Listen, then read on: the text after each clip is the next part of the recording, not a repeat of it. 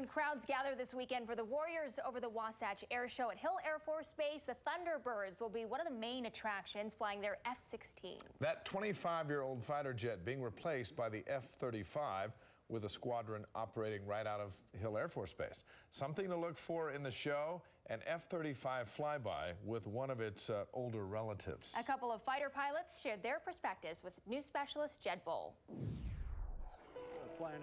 There's an instant bond when the two fighter pilots meet at Hill Aerospace Museum. You and me are on the exact same page. So think about this. They speak the same language. Just a fantastic airplane, very stable.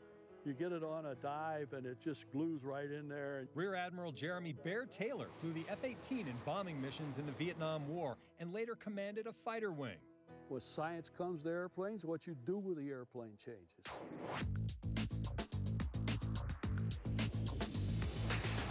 Captain Brian Blackburn flies an F-35 with the 388th Fighter Wing out of Hill Air Force Base.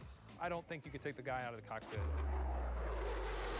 He flew the F-16 in missions over Afghanistan before moving to the F-35. It's amazing. I mean, it is sensor and data management to a whole new level. Taylor, who piloted more than 50 different aircraft in his 36-year naval career, says we can see the evolution of America's fighter planes in the cockpit.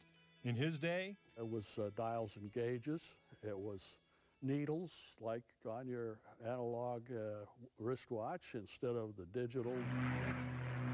Early in Taylor's career, the military transitioned from propeller planes to jets, the first-generation fighters. In my first year in the Navy crashed 1,000 airplanes and killed 600 pilots. In the late 50s, he says, 1 out of 4 pilots died, and many had to jump out of their planes.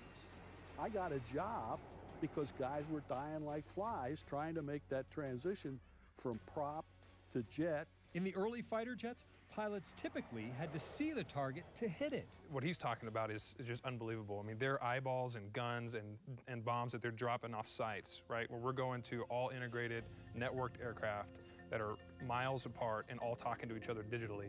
All of that information coming through his helmet while he's flying as fast as Mach 1.6. After World War II, the P-51 Mustangs could not break the sound barrier at 768 miles per hour. The F-80 could. The third-generation F-4 Phantom was an iconic Cold Warrior and Vietnam War fighter jet.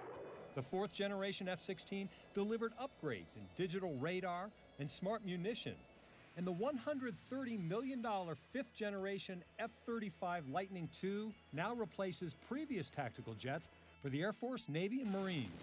49,000 pounds of thrust, pushing you down the runway. You're 300+ miles per hour by the time you're at the end of the runway. It's unbelievable. You're able to just kind of see the whole world. Today's pilots build a detailed picture of the battle space long before they get to their target. I don't even need to see it. The jet's going to see it, and then I'm going to shoot it with a weapon that can get there. He can even change the direction of a bomb in flight and has stealth capability.